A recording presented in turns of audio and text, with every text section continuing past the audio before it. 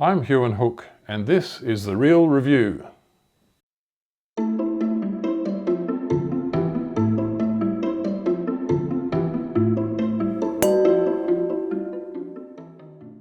wine we're tasting today is Bellwether Ant Series Montepulciano 2019, and the fruit comes from the Riverland of South Australia.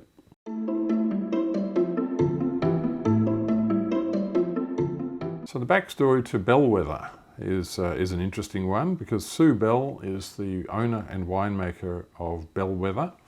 It's a bit of a play on words, I think. A bellwether, of course, is the sheep that leads the flock. In the old days, it would have a bell around its neck, and if it was a wether, well, that's an emasculated ram.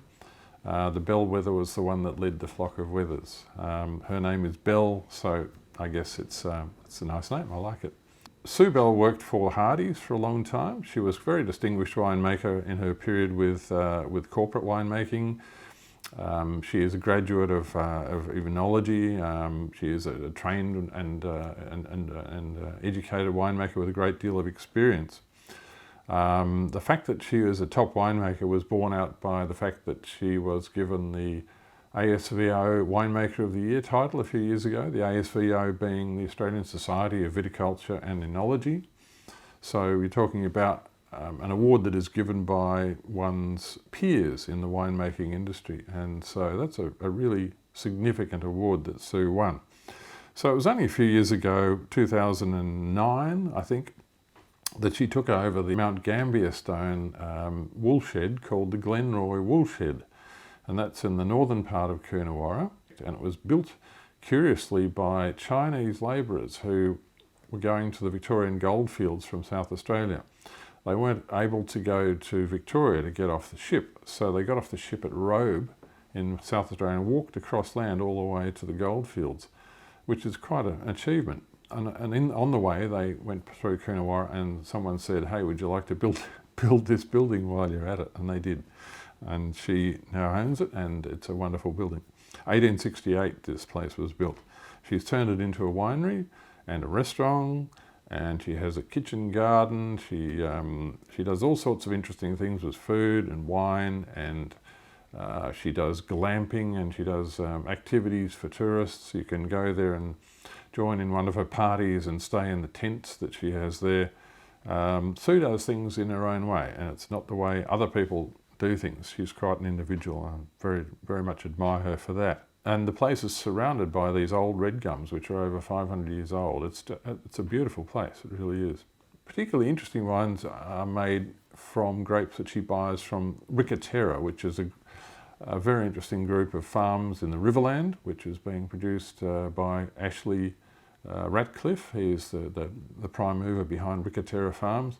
She always takes his Montepulciano, she makes a rosé from some of his grapes, and she makes a dry red from some of them.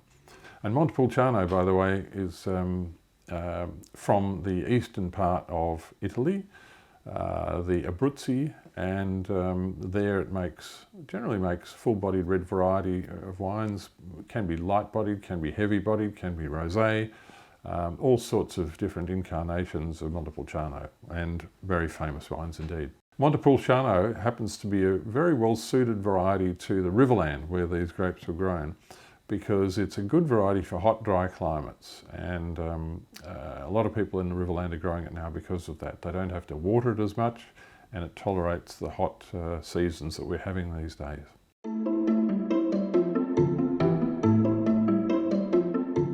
So what does this Montepulciano taste like from Bellwether? Let's have a look at it. Really youthful colour, deep purple red, and it is a baby of a wine. It's a full-bodied red that's only 1 year old or 18 months old.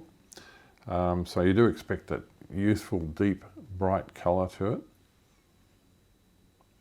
And the aromas are very much about fruit. It's all about the fruit. So there's pepper and spice, and there's aniseed, and there's plums, dried plums and fresh plums, a touch of clove, but not oaky. I suspect it's had very minimal, if any, oak contact.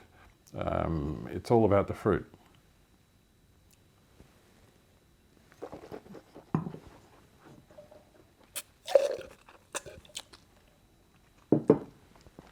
So that's a very, very fresh, vibrant, lively wine. A lot of energy in that wine. It really bounces around inside your mouth. Medium to full-bodied, I would say.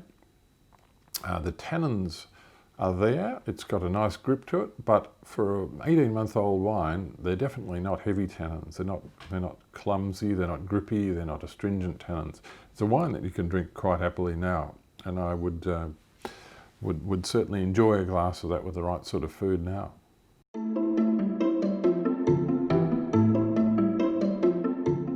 So how did we rate this Montepulciano from Bellwether? We rated it 92, which is a good solid score, and for $30 wine, that's good value. We have said drink it from now until 2029, so until it's about 10 years old. I think it's really quite delicious now that it's young and fruity. So like all red wines, it will start off being fruity and fresh, and it will gradually build complexity and soften off and become mellow and lose its primary fruit character with age. So you really just have to decide what is the best age that you would like to drink this wine at. I think it's a cleverly made wine that is gorgeous to drink now.